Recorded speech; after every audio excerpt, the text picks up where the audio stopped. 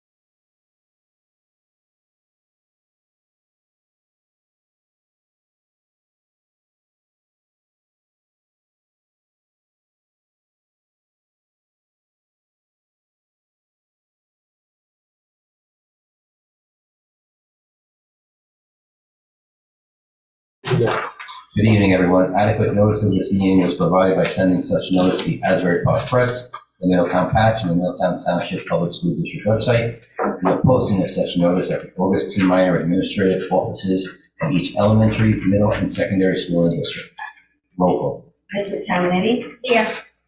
Mrs. Farley? Here. Mr. Fitzgerald? Here. Mr. Heffernan? Here. Mrs. Minimes? Here. Mr. Culp? Here. Mrs. Wright? Here. Mrs. Tobacco? Here. Mr. Capone? Here. Ms. Hallam? Here. Mr. Noe? Here.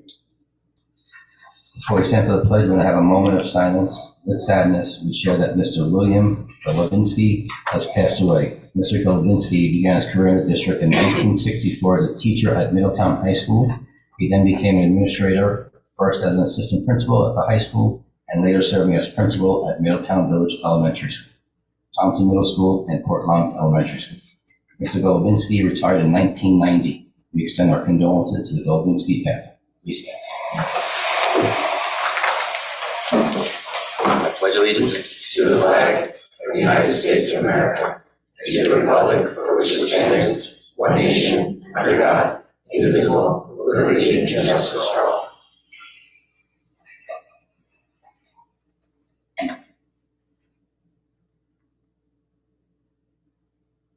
Thank you.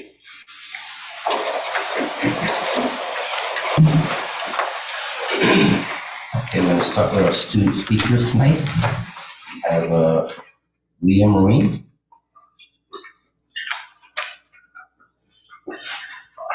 High school North, I'm sorry, Leah.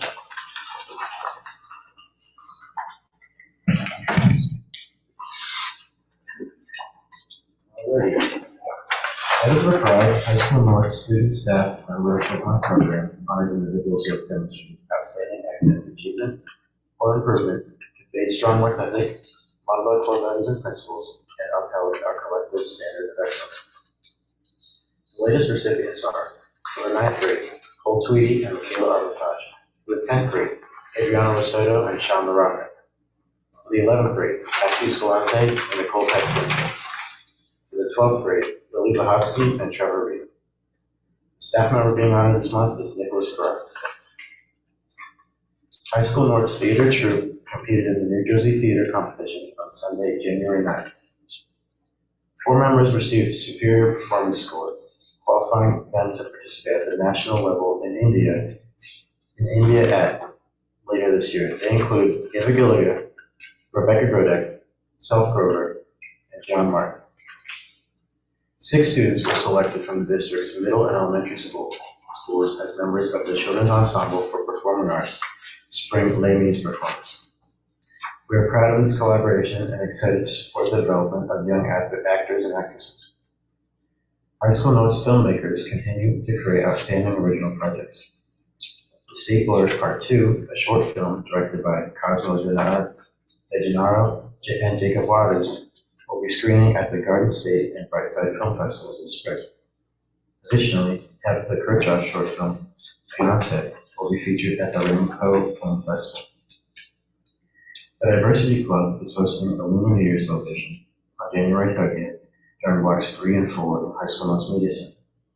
This will feature cultural displays, music, arts, crafts, and prizes. Cristiana Cabrera has designed a new mural that will be displayed on the wall in our theater's box office. It will represent the incredible activities and opportunities featured within the Arts Academy. The work is currently underway.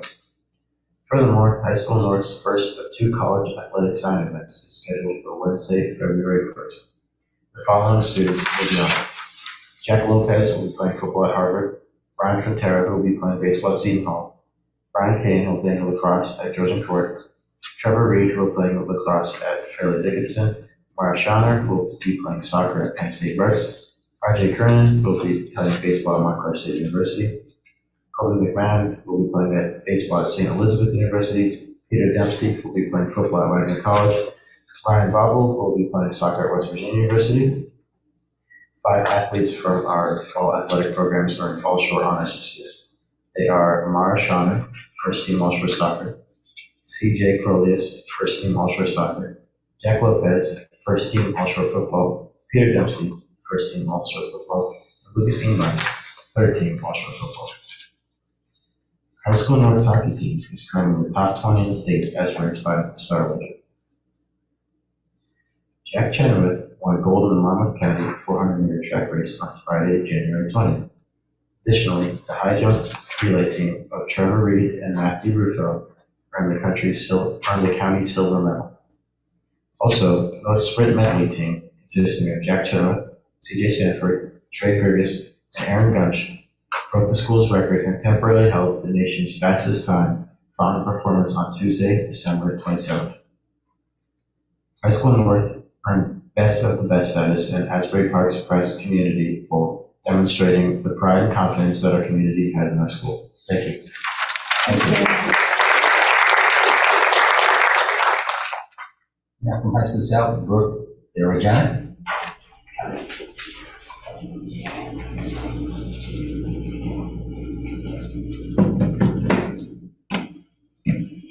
Good evening. Last month, 38 juniors and seniors were accepted into South Chapter of the Science National Honor Society. Congratulations to Jay Fielding, Kira Johnson, Mary Rafferty, Chloe Davis, Maura Collins, Zoe Ness, Nick Cabaras, Isabella Champion, Nim Boudreau, and Gabby DeRuggiero. 5 of their films were selected to be screened at the 21st Annual Garden State Film Festival this spring in Asbury Park. Additionally, 3 of their films were selected as finalists for this year's Ramapo College, New Jersey High School Film Festival. Films will be screened on Saturday, January 28th at the Barry Center Sharp Theater on the campus of Ramapo College. The winter sports season is in full flight. Over 300 students are participating in boys and girls wrestling, boys and girls basketball, boys and girls bowling, boys and girls swimming, ice hockey, and indoor track. Wrestlers Thea Rowland, Caitlin O'Reilly, and Ella Hansen recently competed at the Short Conference Individual Girls Wrestling Tournament, with Ella placing in 3rd, Caitlin placing in 2nd, and Thea winning the title in the 145-pound weight class. Middletown South will be hosting the Boys Individual Short Conference Wrestling Tournament on Friday, January 27th, and Saturday, January 28th. South will also be hosting the Short Conference Boys and Girls Basketball Quarterfinals on Saturday, February 11th, and Sunday, February 12th. Hockey in Middletown and the ice hockey teams at South and North have partnered with the Infinite Love for Kids Fighting Cancer to raise funds for pediatric cancer research. The teams have combined to raise over $18,000 to date so far. South will be hosting RFH and their Go Loud on Tuesday, January 31st at 4:45 at Middletown Ice World.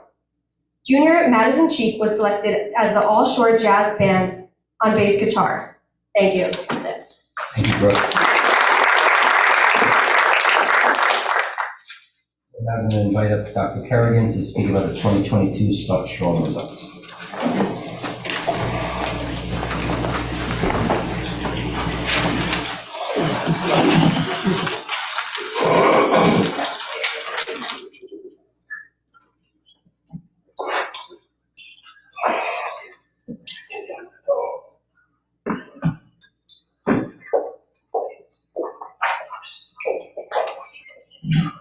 Good evening, everybody. This is going to be a high-level overview of a longer presentation that will be made available on our district website regarding the Fall 2022 Start Strong Assessment. As you know, this test was given across our district back in September. We received the score reports in district in mid-December and have since sent those all home. And this is part of our reporting requirement to just give an overview of how our students did and what we're doing to address some of the things that we saw. So just like last year, the intent of these assessments was to give a quick multiple choice test to students during class time, and the content of the assessment was on prior year standards. So a student sitting in 4th grade ELA was given an assessment on 3rd grade ELA standards. The purpose was not to replace any in-district benchmarks like Linkit or replace any type of cumulative testing at the end of the year like an NJSLA. Students will still sit for that this year. So the test design, like I mentioned, it's on standards from the year before, and all of the questions come from previously administered NJSLA questions. And they were given during the class period from 45 to 60 minutes and scored immediately since they were multiple choice. So that's just a table of what the assessments cover the grade before. Same for math across the board. In high school, the math assessments cover specific standards in the previous grade. For example, in Algebra 1, The assessment goes back to 8th grade and covers algebra standards from there if students took geometry. In geometry, it covers also standards from the middle school that were tied to geometry. So it's a natural correlation between the two. And then there were also the science assessments given in grades 6, 9, and 12 that cover the whole grade band before. So grade 6 science covers grade 3 through 5, 9 covers the middle school, and 12 covers all of high school. It's pretty wide scope. Again, this is one data point, so this doesn't paint a broad picture of a student's ability. This is just one piece of the puzzle. We use in-district assessment results, NJSLA results, and a variety of other measures to gauge student performance. The results of this assessment are not used for placement, nor are they used to predict future student performance. And internally, we use this information to look at our scope and sequence, any type of curricular projects, and ongoing conversation with our intervention team. Again, like I mentioned, this is just one piece of the puzzle. There's lots of others that we use. And again, please take this information as just one part of a broader picture of student performance. So on these slides, I have participation in the assessment. We're happy to report that we had a very high percentage, close to 100% of our students sit and take these tests. So if you're interested, here are the individual figures per grade and subject. And our levels of support slides are here. So what you'll notice across the different grades and across the subjects is that we have a larger number of students in the green band, which is less support needed. We have a lower number of students on the other end of things where more support was needed. So we're happy about those figures, that we have more of our students needing less support. And that was a trend that we saw in ELA and in math as well. Science, as I mentioned, covers multiple grades, so those assessments are a bit more difficult. And across the state, we kind of see similar performance because it just covers so much in such a short number of questions. So there we have more in the middle range of like some support. The slides that follow, if you're interested in checking these out on our website, these give individual school level data. So you can refer to your child's school and see the percentage of students needing each amount of support across grade levels and subjects for math and ELA. So we can click through these. So I have those for math and also for ELA and all that across the board, and for science. Okay, we also are required to report out on subgroups. So on these slides here, I also have the levels of support needed for various subgroups, including different nationalities, IEP, 504, economically disadvantaged, etc. So this is another thing that we look at when we're developing our programming. And I have the percentages available for ELA and also for math as a district. And for science too. Highlights for our district, since these assessments are auto-graded online, teachers and specialists had access immediately to results, so that's a plus. When we give testing in the spring, we have to wait till the following year to get results, and we don't even know question level results. We only know standards level results. So a nice thing here was getting that immediate feedback in the teachers and specialists' hands. And we had a great showing, so that's a testament to our families for sending their students to school and supporting our work in this area.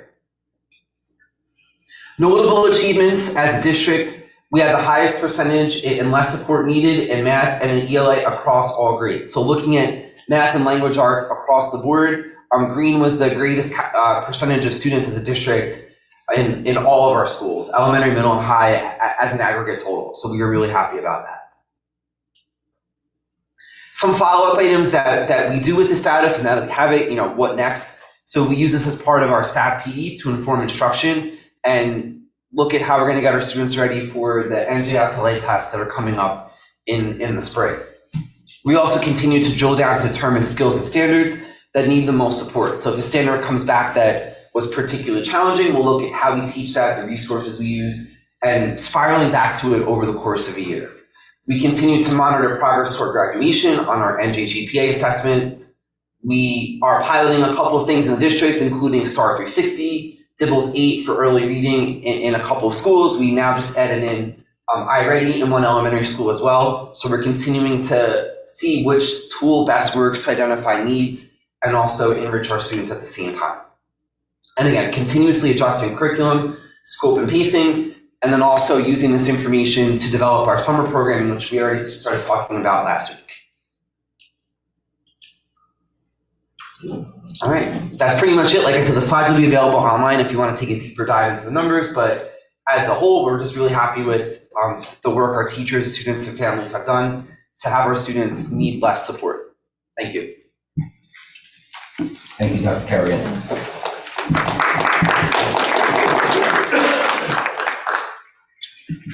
And now I'm going to turn to Mrs. Doherty for the 23-24 budget background. Thank you. Every year in January, we like to give the board an overview of a reminder of how to develop the prior year's budget or the current year's budget. Now, I'm already thinking of prior because my head's in next year, but, and the background for the development of our next year's budget, because of our 23-24 budget. Just to give a recap of our 22-23 budget for those of you who weren't involved, and just a reminder for everybody who was involved, we did include a general fund tax levy increase of 2%. That's the most that you are allowed under the laws that govern our budgets. It equated to a raise in the tax levy of $2,995,000. At the same time, our state aid was reduced under the continuing S2 cuts that are spanning 7 years, and we'll talk a little bit more about that, by $993,000. So again, that nets out right against the increase in your levy, and we're losing state aid. We did also use some other significant sources of revenue, one of them being capital reserve funds of $2.2 million to fund specific capital projects that were included in the current year's budget. And we also did utilize $3.3 million in surplus fund balance that we had accumulated with some savings that we have realized in our operations due to the pandemic, and also due to some of the other funding that we have been receiving over the last couple of years. So we were able to utilize some of that as a revenue in the budget. I'll go to the next slide, Chris. So here are some of the key financial drivers that we're looking at as we develop next year's budget. The tax levy that's available. We have our general fund tax levy for this year is almost $153 million. We are allowed to increase that by 2%, which would generate an additional $3 million for us to use as a revenue in our budget. We also do still have $714,000 in banked cap, and that is as a result of the 21-22 budget. We did not raise the tax levy by 2%. It was 1.52. So the remainder between that tax levy increase and 2% is allowed to be carried forward by the district for 3 years to incorporate in a future budget if needed. So we do have that tax levy cap available to apply to a budget. One of the things I just wanted to bring to your attention is the state does calculate, when they give you your state aid notice, your local fair share tax levy under their calculations based upon the property values here in Middletown and so forth. The state is calculating that our local fair share tax levy is $176 million. And you can see we're significantly below that. The state's not telling us we have to have a tax levy of $176 million, but they're just saying that that is what they are calculating, that our fair share would be based upon property values and income factors. One thing that we need to keep in mind is the tax levy funds approximately 87% of our budget. So our budget is generally reliant on the tax levy as opposed to state aid. As far as state aid goes, we have made projections for the remaining 2 years of S2. We estimate a further reduction in state aid for next year of $617,000. And that's based upon the percentages that were laid out in that S2 legislation for decreasing our state aid, that the state felt that we were overfunded in our state aid. We don't know the impact of the decrease in our enrollment yet. We'll go over that in a minute, but our enrollments have been trending downward. State aid funding is also impacted by the amount allocated for it in the state budget. The state sets aside monies every year in their state budget to fund the schools, and that can impact how much state aid that you receive, because they run formulas for all the districts, but the formulas are only going to be dividing up the money that's available. We don't get our actual state aid allocation until 48 hours after the governor's budget address, which is at the end of February. Sometimes it's been later if they're taking more time to figure out the state aid allocations. But as of this time, we don't know what our state aid will be for next year. This slide is a recap of the S2 reductions that we have been realizing since the 18-19 budget year. The 18-19 budget year was interesting because we did our budget in March of 2018 for that year. We were given a state aid allocation, and then they turned around in July and not only reduced it for the S2 reduction of $314,000, but they also took another $800,000 plus that we had been given as an increase in our state aid for 18-19 originally. So we built our budget with $1.1 million, almost $1.2 million more than what we ended up getting as a result of the adjustments in July. So we had to revise our budget, and it was not a good thing. Since that time, we have been realizing these deductions, and they're all outlined here each year based on the percentages that were laid out in the law. And the lines in blue are our projections. We don't know if those are for sure yet. We're projecting what it would be based upon our calculations. So all told, including the additional money that was taken from us in 18-19 that was originally allocated for us in that budget, based upon these projections, our loss would be in the realm of $5.6 million over the 7-year period. Go to the next page. This is just a line graph that shows you, what our trend of state aid has been since the 2010-2011 year, which for those of you who may not have been tracking at that point, that was the year that the state made very large cuts to districts, and Middletown was heavily hit at that time, going from a state aid amount for the previous year of over $20 million down to, I think it was like $12 or $13 million at the time, all in 1 year. I think Middletown lost about $7 million in 1 year that year. Since that time, they ended up giving us more money in state aid between the years of 2011 and then up until S2 was adopted in the 18-19 year. And so you can see we did trend upward for a while again, but now we are trending definitely downward as the S2 cuts are being implemented. Go ahead, next slide. One other thing I wanted to say about state aid. We anticipate our state aid, calculating it, it's going to be just shy of $13 million for next year. If you divide that by the number of students we have, that works out to less than $1,500 per student. When the state runs their formula for state aid, they use a base cost for students of $12,451 per student. But then they figure out how much a district should be getting based upon property factors and income factors and whether you're over or under adequacy. So we're only getting $1,470 per student versus the $12,450 they use as a base cost. That's really only 12% of the base funding cost, and that actually ties in with how much our funding is compared to what it should be. So it's just something to keep in mind. Chris, if you can go back to that. Yeah, I did. So here's our resident enrollment trend since 2011 all the way up until 2022. We do a snapshot every year in October of our enrollment and report that to the state. And they have a calculation they make, it's called resident enrollment. And it's not exactly the same as how we count. When we look at our enrollment sheets that we do in-house, they do give partial enrollment credit for some of our half-day programs and shared time programs. So it doesn't always equate on a one-to-one, but the resident enrollment is what they use to calculate state aid. We have actually gone down by almost 1,300 students since October of 2011, or about 12%. You can see each year we are ticking down a little bit. So for this year, we're down to 8784 for resident enrollment, which is a reduction of almost 150 students compared to last year. When the state calculates our state aid, they use a 6-year rolling average of our enrollments. They don't just take 1 year. So each year, a year will drop off and then a new year will come on. So they'll take those last 6 years and they'll do an average and then calculate our state aid based on that.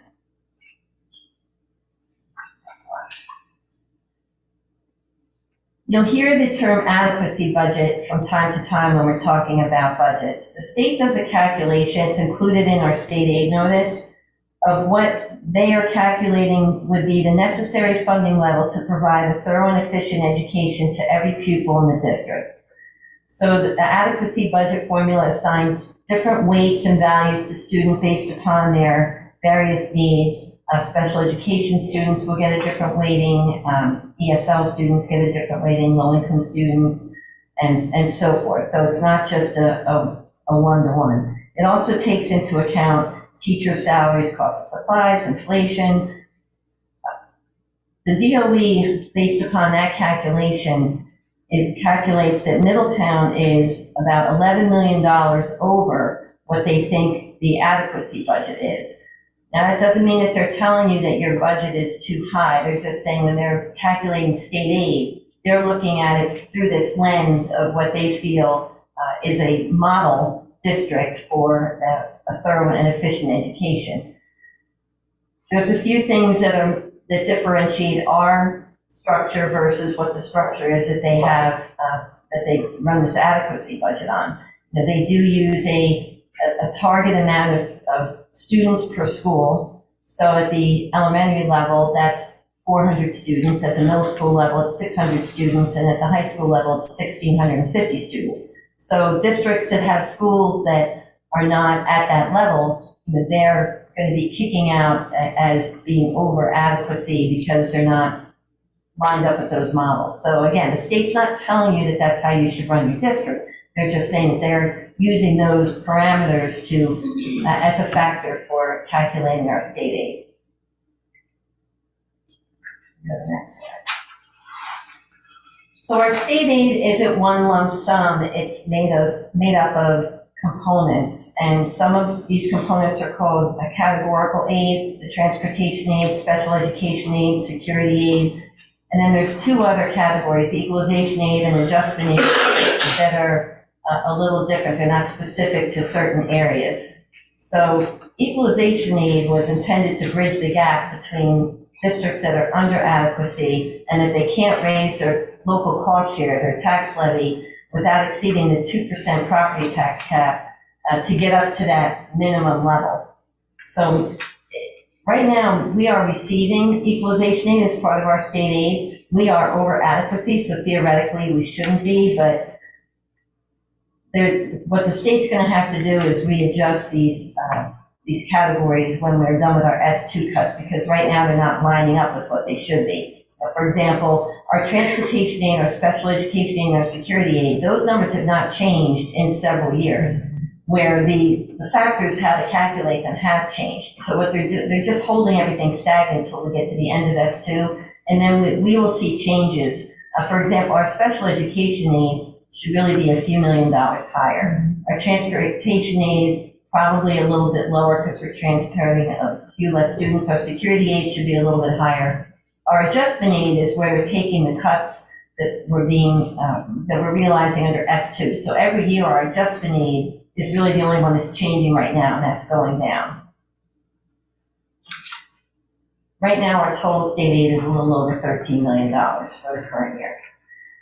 I wanted to just explain what extraordinary aid is. That is an aid that it's really more of a reimbursement than an aid, but they call it an aid. It's part of the package that we get from the state, or from the funding that we get from the state, but it's different than our regular state aid. It's not included in that calculation because this aid is based upon your actual costs for the year. So we don't find out how much we're getting back until after each year has closed. So, for example, for this year, 22-23, we will submit an application for extraordinary aid And that'll be done in the May timeframe because we have to accumulate all the costs for the year. We'll submit it to the state will review it.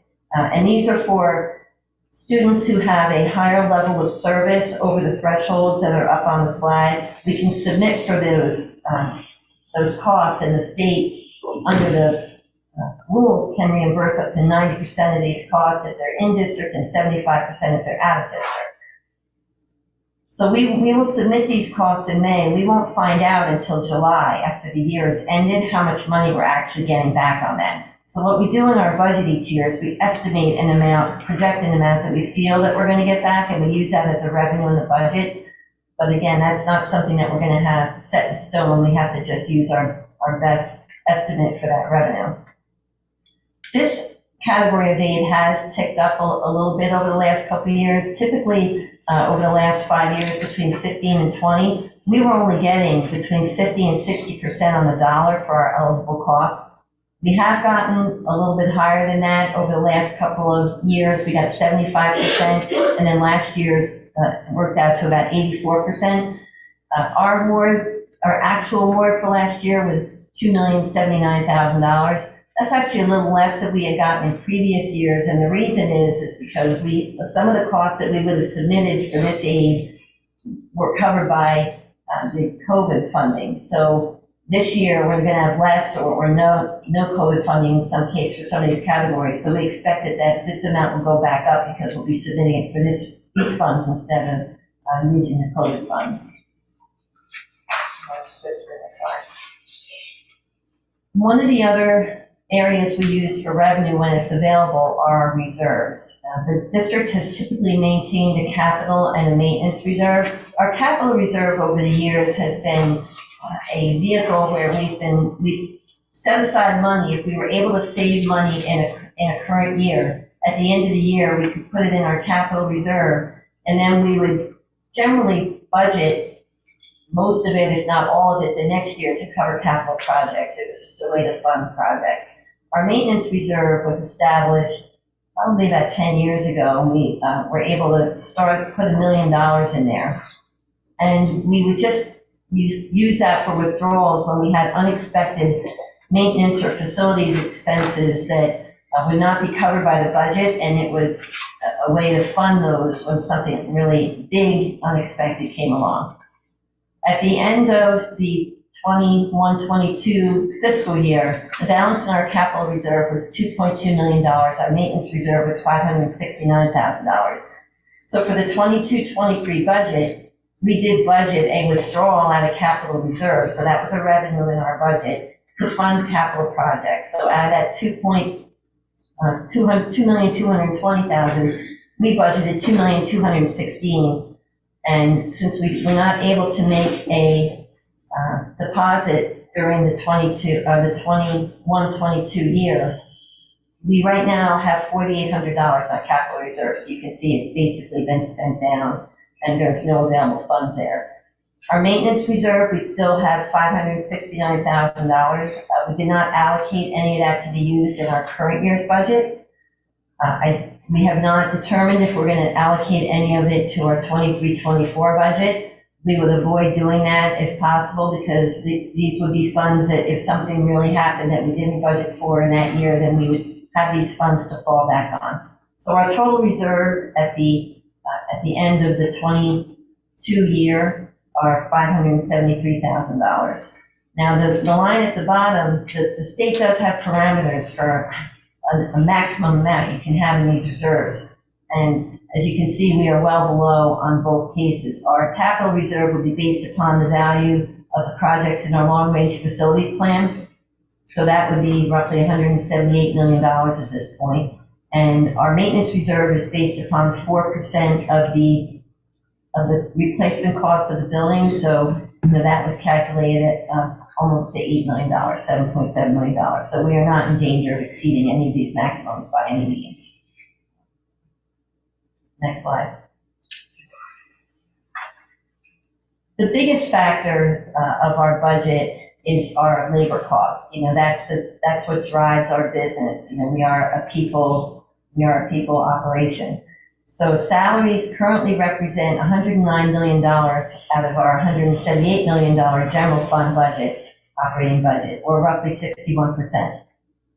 At this time, the board has negotiated new agreements with 3 of its 4 bargaining units that were effective July 1st of this year. So those agreements are settled. We know what the increases are going to be. The MTAA, our administrator's contract, expires this June, and the board is currently in negotiations with that unit for a successor contract for next year.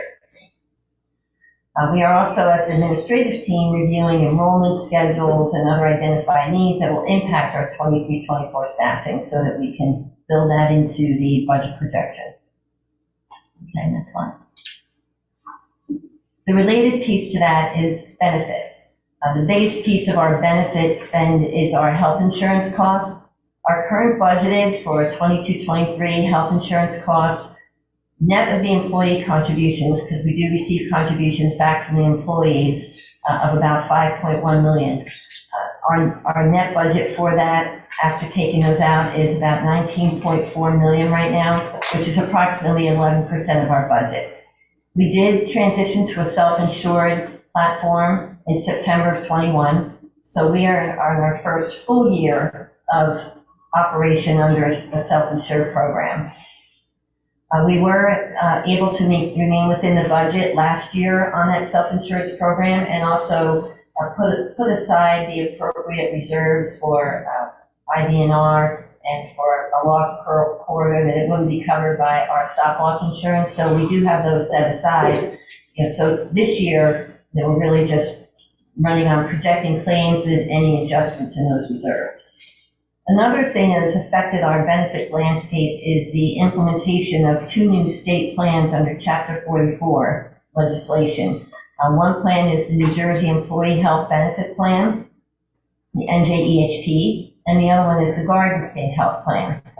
And that this has become popular with the employees because of the fact that the contributions for this plan, for the NJEHP, are generally lower than what they were paying for some of the comparable plans that we had already, the plan structures that we had. The Garden State Plan, the contributions are half as much as what the NJEHP plan is, but it's a lot more restrictive as far as network. It's basically an in-state network. So at this point in time, 495 of our employees out of 935 who purchase health insurance from us, about 53%, are in the NJEHP. We have 10 employees also in the Garden State Plan. The other piece of this is all new district employees must elect one of those 2 plans. So as we continue to have turnover in our staff, retirements and people leaving and new employees coming on, the percentage of employees in these plans is going to grow. So the long and the short of it is, this has impacted our cost as far as we have reduced contributions from the employees, but we have worked to mitigate that by implementing a self-insurance program. So we've been able to manage that so that we're not seeing a large spike in our benefits at this point. We're also not part of the state health benefits plan, and I don't know if any of you have read about that, but there's been a lot of rate irregularities in that plan. They fluctuate greatly, and we have not been subject to any of that either, which is a good thing. Another driver of our budget, no pun intended, is transportation. And we do spend upwards of $12 million in transportation each year, all said and done. This breaks down, we do transport a little over 5,000 students, whether we're transporting them within our district, we're transporting them to schools out of our district, and we also are responsible for transporting non-public and charter school students that live in our town that we are able to get transportation for. So you can see the breakdown of the students there on the slide. I also want to point out that in addition to these transported students, we are required to pay an aid in lieu amount to 383 non-public students, and that's $1,022 per year. It's been ticking up over the last few years, and that's running us about $391,000 right now. The district has to pay aid in lieu if we can't procure transportation for a non-public student for a cost of $1,022 or less per student. So if we put a route for, say, RBC out to bid, and the bid comes back, whatever the amount is, and we divide that by the number of students riding the route, if the cost of that is over this 1,022, we don't award the route, we pay the aid in lieu. But if we can get it for less than 1,022, then we run the transportation. We do try to get transportation for all of the non-public students. It's been difficult over the past few years. It's been difficult for transportation all over, but it is something that we're required to pay, and that cost has gone up over the last few years because it's been difficult, and they've also raised the amount. Go ahead. We thought it was important to review our school building information. For those of you who may not be reading all the cornerstones on all of our buildings, we have all of the years built of our buildings right here. This is a list of the elementaries, and they're listed in descending order as far as the age of the building. So our newest elementary school was built in 1968, that's New Monmouth, and you can see the remainder of the buildings all the way down to River Plaza, who just celebrated its birthday, and built in 1922. So that you can see we really haven't had any recent buildings. We've had some renovations done, but the last round of referendum renovations that were done did not impact the elementary schools. If you can flip to the next slide. Our secondary schools, we have buildings that range from being built between 1931, and our newest building in the whole district is High School South, which was built in 1974. Again, there have been some renovations and additions to the building since the original construction date, but these were the original dates that the buildings were built. The average age of our buildings is 74 years old, and we only have one that is less than 50 years old. Another component of our budget, which is it's separate from the operating budget, is our debt service. And our debt service budget is funded by two sources of revenue, tax levy and state aid. When the district issues bonds, the district commits to having the tax levy available to pay the bonds. So that's not something that can fluctuate each year. And it's basically the tax levy needs to be whatever is needed to pay the bond payments that state aid isn't funding. So each year we get an allocation from the state on state aid, and then we get whatever is left between what we have to pay and the state aid is what the tax levy is, and there's really no discussion about it. That's the district committed when they did the bonds. So for next year, our principal and interest payments for our 3 outstanding bond issues is about $6.5 million. We've also listed the maturities here. As you can see, we're getting closer to the time when these bonds are maturing. We have 2 of them that will be totally paid off in 2027, and 1 that will be paid off in 2029. The first 2 series are refunding bonds, which means that they were previous issues that we were able to refinance at a lower interest rate and realize cost savings on that. The last bond issue we did was the most recent one. That was a new issue, and we issued that to supplement ROG grants that we had gotten back in 2013. The district was able to leverage those ROG grants and partner with these bond funds and do about $31 million worth of projects at that time. Go to the next slide. This captures, just to show you how we have been paying off debt over the past 11, 12 years or so. Our outstanding principal balance at the end of this current year will be approximately $32 million for the 3 issues that we have. Back in 2011, and I use that year for 2 reasons. One, it was the first full year that I was here, and then it's also I've been benchmarking everything since the state came in and really cut our state aid and looking at our operations since that time, recovering and reworking our budget. So our outstanding principal balance in 2011 was $64 million. So we've paid off about $32 million worth of principal in the years that have passed. And the original issues of these bonds, you can see one was in 97, one was in 2002. and then the one was in 2014. So looking at the original years of the issue, not the refunding years, 97 and 2002, being 2002 was our last real referendum that wasn't tied to the RIDE grants, it was just meant for improvements. That was over 20 years ago at this point. You can go to the next slide. So our budget timeline is dictated by statute. The board has to have a tentative budget approved and submitted to the Department of Ed by Monday, March 20th. Looking at our meeting schedule, we have a tentative budget anticipated to be approved by the board at our March 14th special voting meeting. After the board approves its tentative budget, it goes to the state county office to review. They will approve it or ask if there's anything they think needs to be explained or changed, which we normally don't have. But after they review it and approve it, then we are authorized to advertise it. We advertise it in the newspaper, and then we have a public hearing and adoption of the final budget, and that must be done between Monday, April 24th and Monday, May 8th. We anticipate holding our public hearing and adopting our final budget at our April 25th voting meeting. So this will be up on the website. I know some of you have been taking notes, but we will post this after the presentation. It's just a good background and timeline, and gives you an idea of what we're dealing with going into this year's budget. And it will help all of you as you work with your committees on the budgets to have this big picture in mind. So if anyone ever has any questions at any time about the budget, please let me know. And I'm hoping that this was useful information. Thank you, Ms. Doherty. Anybody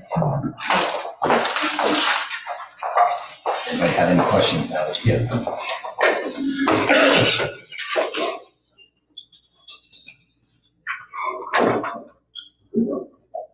Moving on to our committee reports. We're going to start with curriculum and instruction. Mrs. Farley and Mrs. Melko. Sure.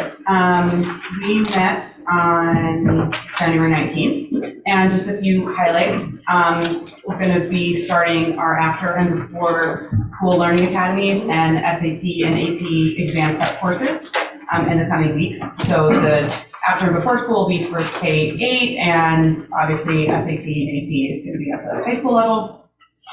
Another exciting development, I think, for next year is that we'll be adding decodables to our our reading curriculum for K through 2. So Middletown is pretty committed to having a well-rounded way of teaching reading, and this is just adding to that arsenal of additional resources. That's a phonics focused program. And then the last thing of note is that there will be the schedule survey sent out to students at the high schools. This is the follow-up after taking a look at the staff survey results, and there is an interest in continuing to investigate whether a change to the schedule would be beneficial to students and staff. Again, it's just an investigative undertaking at this point in time. There's absolutely no indication that anything will change, or that if it changed, we would be moving from the current schedule back to the old schedule the way it was years ago. Just trying to see, explore options and see what could work to make the experience better for the students and staff at the high school. So that survey is going to be going out, I think, in the coming weeks during the midterm. And again, if there was ever a change down the line, it would not be happening even with the next school year. It would be like 24, 25. I think those were the highlights from curriculum. Thank you, Ms. Very much, Ms. Farley. Can I just ask a curriculum question? On our electives, are we changing the grading system to pass it down in the high school? No. Okay. And do we not give them midterms, or do they get? No, they get midterms. Everybody gets a midterm and a final. Perfect. Turns one on right now as we speak. Yeah, no, I know that, I'm just, Yeah. and, I was asked those questions, and I. Yes, some of the midterms are for electives or performance-based, because they lend themselves to that versus like a true paper and pencil kind of assessment, but they all have them. And it's not passed down. Correct. They're graded, and they count as part of the year-end average. Perfect. Is that a report? Yes, addressing it. Good. Yeah, I'm good.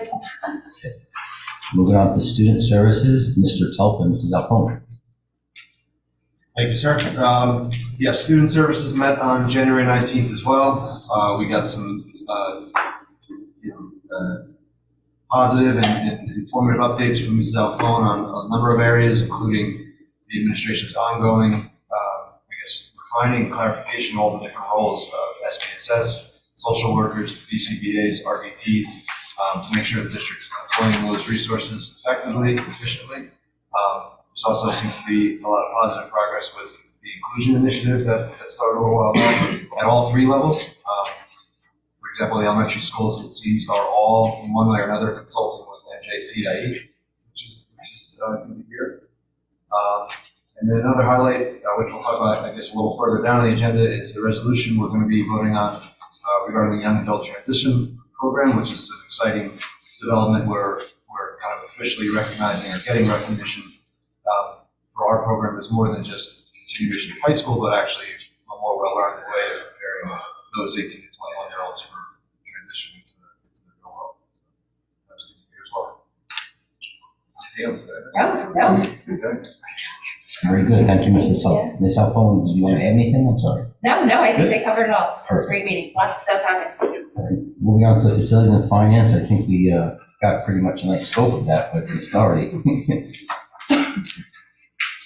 The committee did talk about, we had gone out for RFP for architect, and we are in the process of reviewing the responses. Mr. Nasser and I will be making recommendations today regarding which firms to potentially look at further. The committee reviewed 23-24 building level capital requests. Mr. Nasser reviewed those lists from the principals, and we're evaluating which projects we may be able to include in next year's budget. And we also have on the agenda tonight the approval for an agreement of an easement on the property of Bayview Elementary School. It's just a small corner of the property. The county's doing an improvement project at the intersection of East Road and Leonardville Road. And as part of that, they're going to be redoing the sidewalks that run up to Bayview. And so they're going to be also adding curbing and making that whole stretch a bit better. So in exchange for the easement, the county would be paying us $2,500 and we'd be allowed an easement. It won't impact our operation at Bayview at all. We also talked about our stabilization aid that we received, $1,970,000. We received notification that we were getting the amount in December, and we actually received the cash already on January 11th. So we are allocating that as per the application. We also just talked about our process of developing the 23-24 budget, and we are going to be moving forward with some security consulting services to assess our security environment, our infrastructure, our personnel, and so forth, to give us feedback from a consulting firm. We think that would be useful not just for making sure we're deploying our resources properly, but also in tangent with our 23-24 budget if there's anything we have to address. And that was it. Thank you very much. Any questions, then? Moving on to policy, Ms. Tobacco and Mr. Kirkpatrick. Thank you. We did meet on the 19th Policy Committee, and tonight you'll see we have 7 policies up for first reading. There are 6 regulations that we are adopting, and we are voting on the abolishment of Policy 164811, which was the Road Forward COVID-19 policy. And we'll be voting on abolishing P164813, which was our school employee vaccination requirements. Thank you, Ms. Tobacco. Actually, let's stay with Ms. Tobacco, legislative and. We skipped a couple. I don't think we met, co-curriculum did not meet, correct? Okay, technology, It's we're going to do a dual meeting between the same meeting, so probably February 7th. okay, shared services did not meet, but I believe we have dates on the calendar. And yes, to you, Jackie. We did have a legislative meeting last night with Karen Kaminsky from CLV Partners, who's basically like our lobbyist that we had hired last year. And she gave us, I sent the entire board, she gave us about 4 pages of upcoming bills that are really just for our knowledge. She is going to be looking into anything and giving us, highlights on any bills that are moving that are affecting education that are moving onto the floor up for vote. And we have some meetings set up, I'm waiting for dates, but we are going to be meeting, the committee will be meeting with Congressman Chris Smith, and most of the other legislators will be on calendar for this year. Yeah. And if anybody has any questions about any of those bills or concerns, feel free, and I can get more information on anything that anybody needs from Karen. Yeah, Jackie, I was going to ask you about that. Thank you for Yeah. sending that list out earlier. Do you want me to just email you some of the bill numbers? Yeah, that would be great, and I can get you, yeah. Okay. Yeah. And some of them, she really did say, in general, with the elections coming up, that we're not going to see a lot of movement, it's kind of going to be a little bit slow until after the elections. Okay, thanks. Yeah. Ms. Kaminsky was great yesterday. She really was very knowledgeable and helpful to us. Yeah, she's very thorough. We just talked about generally our desire just to have Middletown have more of a voice and be able to be proactive and not just always on the receiving end of lots of unfunded mandates. It's always good to see it ahead of time, like when I look at the list real quick, because then we could jump ahead of things that she's telling us coming up and we can get the community involved and updated. Just don't, when you do look at it, don't think that everything is happening right. No, Some no, stuff I is know really that, not yeah. even going to ever see the floor, but these So are it's bills good that are. she'll keep us updated on legislators what's are right. coming and we can jump on it. Yeah, it's good. Any other questions? We're now going to open the microphone up to public comment on agenda items only. If you have a statement to make, please step forward, leave your name to just for the record. See no one coming forward, I'm going to wish to close the public comment and move on to the proclamation. We have a proclamation on the agenda this evening, proclamation in honor of the New Jersey School Board Recognition Month. New Jersey School Boards Association has declared January 2023 to be School Board Recognition Month, a time when all residents can acknowledge the contributions made by our local school board members. And the Middletown Township Board of Education is one of 581 local school boards in New Jersey, which sets policies and oversees operations for public school districts. And whereas the Middletown Township Board of Education embraces the goal of high quality education for all New Jersey public school students, and whereas New Jersey's local school boards help determine the educational goals for approximately 1.4 million children in pre-K through 12th grade, and whereas New Jersey's 5,000 local school board members who receive no remuneration for their services act as advocates for public school students as they work with administrators, teachers, and parents for the betterment of public education. And whereas school boards strive to provide the resources necessary to meet the needs of all students, including those with special needs. And whereas boards of education provide accountability to the public, they communicate the needs of the school district to the public, and they convey to school administrators the public's expectations from the schools. And whereas New Jersey can take pride in its schools, which rank among the nation's best in key achievement indicators such as the National Assessment of Educational Progress Scores and the preparation for college through advanced placement offerings and SAT assessments, now therefore be it resolved that the Middletown Township Board of Education does hereby recognize the services of local school board members throughout New Jersey as we join communities statewide in observing January 2023 as School Board Recognition Month, and be it further resolved that the Middletown Township Education urges all New Jersey citizens to work with their local boards of education and public school staff toward the advancement of our children's education. Thank you. Thank you, Amy. And thank you to all the board members here tonight. Yeah, thank you.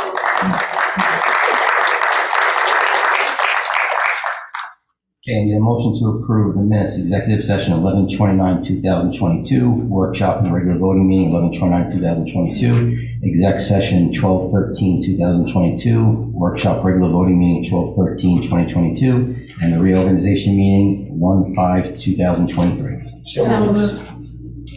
Second. Discussion? All in favor? Aye. Opposed? Abstentions? Abstain to the first four, I think. I'm sorry, you're sitting down. I have to abstain to the first four, I Yes. think. Is that right? Yes. So Jenny Garrett, you're abstaining. So everything but the reorganization. Yes, correct. All right, moving on to the report of the president, just a few things. Good luck to all the children in high school taking the midterms. We're at that halfway mark, and they're doing great. Let's keep it going. One other thing, Mayor's Cup Hockey, February 2nd at 7:30. I'll be attending. I hope to see everybody there. Board Secretary's monthly certification. Amy. Pursuant to New Jersey Administrative Code, I certify that as of December 31st, 2022, no line item account has encumbrances and expenditures which in total exceed the line appropriation in violation of New Jersey code.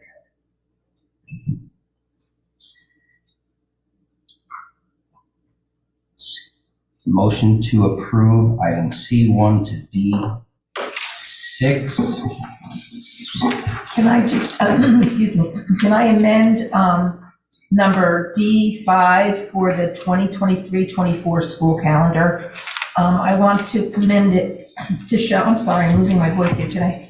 Attachment 3 for the 2023-24 school calendar on the days for early dismissal for high school only, which are midterm exams next year and final exams. The dates would be January 16th through the 19th and 6th through the 10th and 11th. I would like to amend it to read also, to add to it, excluding students in special class programs and PM vocational program students. So basically those students will continue with a full day on those early dismissal days. And then there are there's 4 actually, early delayed opening days, and those are for state testing. So that would be March 11th through the 14th, and it says for students in grades 9, 10, and 12. I would like to amend it to add excluding students in special class programs and students in AM vocational programs. So the AM voc students will still go to their AM voc classes at the regular time, and the and special class programs will be in all day. Great. Questions, discussions? Mr. President, we just have to add a couple more resolutions Yes. based on our executive session. They would be under section 14. So it would be 14D2 under the HIB report. There would be a new motion 14D2A, motion to sustain the appeal in HIB matter 237027. And under a new 14D7, which is an addition to determine student ineligibility as a result of domicile following a district investigation. That's 2 different matters. One is 14D7A involving students 21718 and 23355, and 14D7B, which is students 23540 and 21638. And a yes vote on both of those would be in concurrence with the discussion in executive session. Very good discussion. I understand what he's saying, but I'm trying to find, he's adding. They're not on there, they're being We're added. going to say it's that not based on here. executive session. Okay, thank you. Okay? So we have a motion up here. Do we have a second? Second. Who made the motion? I don't think anyone did. Motion to Second. approve Larry? C1 through D7A. And D. And A. Mhm. Second. All in favor? Aye. Opposed? I'm opposed on D2 only, not the edit. Abstentions? And I'm going to abstain on D7, the second matter.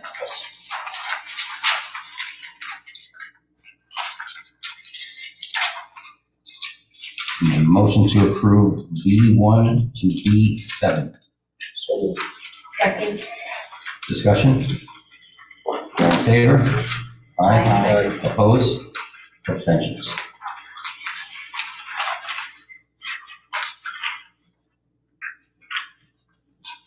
Motion to approve items C1 through G1. So moved. Discussion? All in favor? Aye. Opposed? Abstentions?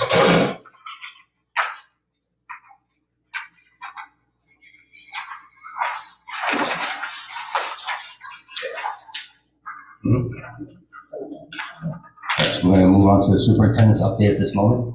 Okay, sorry, it'll be quick.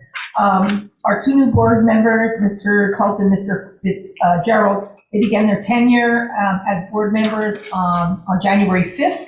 at our reorg meeting, and they have hit the ground running. On behalf of our district administration, we extend a warm welcome and look forward to working with both of you. The Pathway Academy Family Information Night was held during the second week of January and was very well attended. Our directors presented information on many Pathway programs and the Arts Academies, and then the students had an opportunity to participate in breakout sessions with teachers. Next year, we plan to hold this event in conjunction with the 8th grade open house, so parents and students only have to come out once, and more students may participate actually being, out there for the open house. Just want to remind everybody, next Monday, June 30th at 6:30, we are hosting a student-athlete mental health presentation for parents and guardians featuring Dr. Mitch Abrams, who is an internationally recognized school psychologist, a sports psychologist. Supporting student mental health is a focus for the district, and student athletes have their own mental health needs and challenges. Being their best, whether it's on the field, in the classroom, or socially, emotional well-being is essential and arguably more important than having a strong, healthy body. I strongly recommend that parents take advantage of this opportunity. As I said, it'll be here in High School North Library next Monday at 6:30. Earlier this evening, we honored our student athletes who were selected for All-Shore recognition during the fall season and the high school soccer girls team for their championship season. We are very proud of their accomplishments and, and the contributions to their chosen sports. And that's it. Thank you, Ms. Walker. I apologize. Mr. Patul jumped ahead of us, so I forgot. That's it. Okay, I need a motion to approve personnel report items 1 through 14. Discussion? All in favor? Aye. Opposed? Abstentions? Moving on now to old business. Does anyone have any old business to speak about? Okay. New business? Yep. I have a few things. I know that the South student speaker mentioned that the hockey teams had got together and they raised money for Infinite Love. Well, they have invited us all, I got an email, to attend that game if we're available at 4:45. They will be announcing at that game and presenting a check to Infinite Love, and from what I'm gathering, there's a huge amount of money that they've raised. They worked well together and for a good cause. That's the 31st. That's the 31st on Tuesday. 4:45. And also, if anyone is still interested in making a donation to this event, they could get in touch with Hockey in Middletown or the hockey coaches, and you still have time to make that donation, so it gets added in. Yeah, I heard that they raised $19,000 and their goal is 25. Actually, their goal was 5. And then they raised 19,000, so now they're hoping for 25. I didn't want to put that out I there hope they because get I know there. they said they were gonna make a big announcement, so I didn't Oh, want to sorry.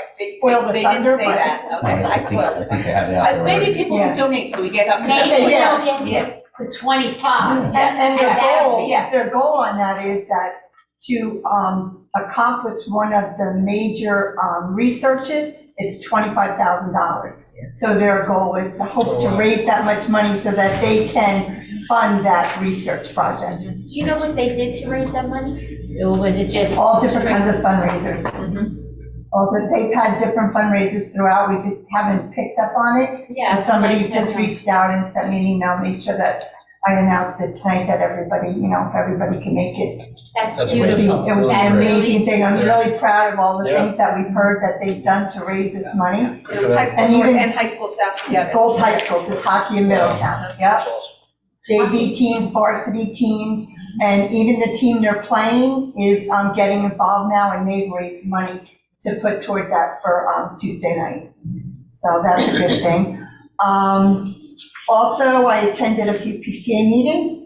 High School North is holding their gift auction on February, where is it? I got it right here. I'm sorry, February 17th at Jocks. So if anybody's interested in attending, you can send an email to mhsn.nj.pfa@gmail.com. Tickets are still available. They're on sale now. If you order them early, The ticket packages are a little bit cheaper.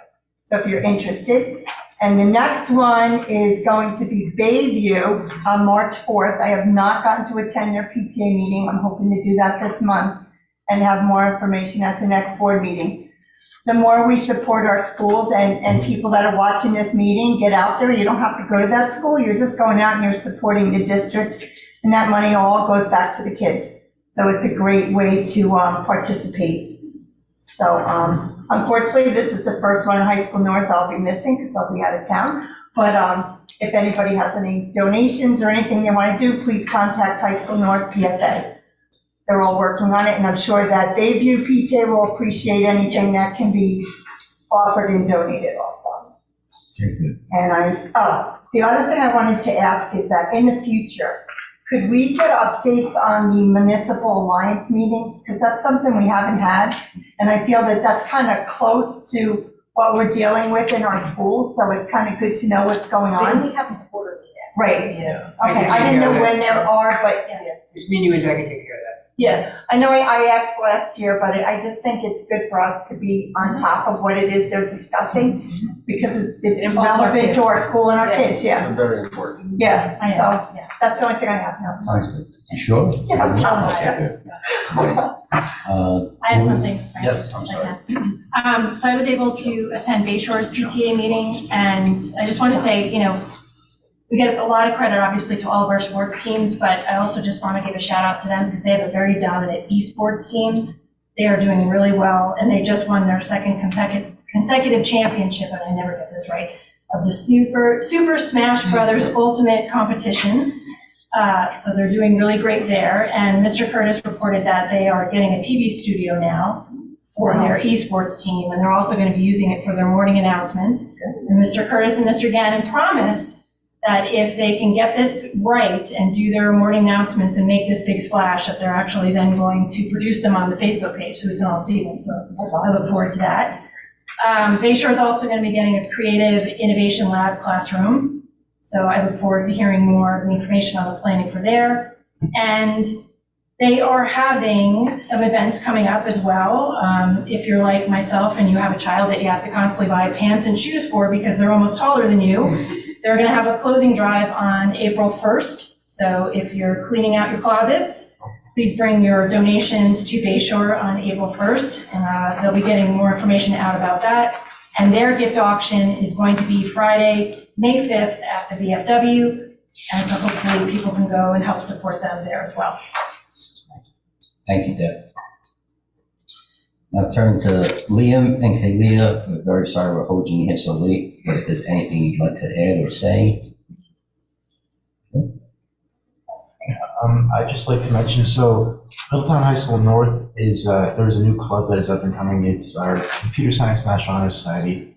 There have been a decent amount of members, already joining the club. The grades have been checked, so, the admissions were a little bit, it took some time, but it's getting through now, and we're seeking to become a national chapter of the Computer Science National Honor Society Association, the same as the regular Science National Honor Society Association in North America. And this might be a little boring, but Hilltown North's math club has actually seen incredible attendance over the past year, averaging between 20 and 30 students every single year. Wow, that's great. Excellent. Thank you for that. That's great. What are they doing at the math club that makes that attendance? Yeah, what's going on? No. What are they doing? What are you doing? Slideshows, right, John? It's a series of competitions throughout the state. They used to be, previous to COVID, to be bused to a certain school and they host an event, but now it's, they have a teacher proctor it and it's graded out. So it's mainly competitions. Awesome. Thank you, that's awesome. Thank you, Liam.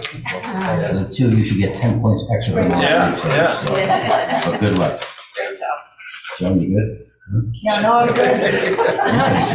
You guys got nervous, huh? I'll open the microphone up for public comment. Anyone who wants to take the public comment, please step up. Give your name and address for the record. It's real quick, I know you guys have been here all night. Amaryllis Guinness, So first, I just want to thank everybody for being on the board and in alliance with the national proclamation that was just read tonight. So thank you to everyone for doing that. And also thank you for abolishing those two awful policies that you guys had to implement. And just thank you for continuing to be the leaders that you are. So I look forward to seeing great things from the board in the future. I have one question about the pathways. Why is it only 8th grade? As a 7th grade parent and having a 7th grade student who's needs to know everything that's going to happen the next year, he would have liked to know that information now.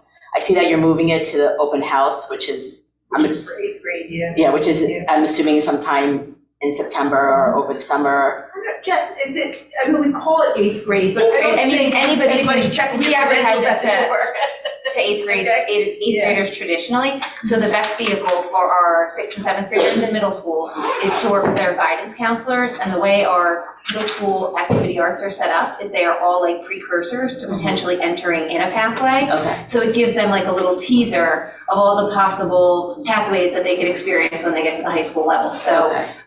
while they're not excluded from coming, Okay. you know, we advertise to 8th grade, but if, you know, there are students that are interested in finding out more, the guidance counselors are a great resource, and also their activity arts teachers can also, if they're specified in a certain area that they're interested in, they could talk to them as well to get more information. Okay, good to know. I just Yeah. don't think that information is, I don't know. It didn't seem like it was out there enough to the student body. It It definitely. just went to the 8th graders probably, so we can work on. Yeah, like looking Yeah. for ways to give them more information the younger they are. Is there a way they Thank you. could do that presentation, like at a PTA meeting at each middle school? So that, you know, if maybe 6th grade parents are looking for the future of what's gonna happen, because that's about when they start looking at what they want their kids to go to, you know, just as Like a little informational. teaser, Yeah, Yeah, either that or we could push out some, because we record a lot of the stuff we do too. Push that as like promotional stuff to the younger kids, so that way if people can't attend, then at least they have access to the information. Yeah, we can definitely make that all available. Great, thank you very much. Thank you. Anyone else wish to make any comment on the board? I'd like a motion to adjourn. So moved. All in favor? Opposed?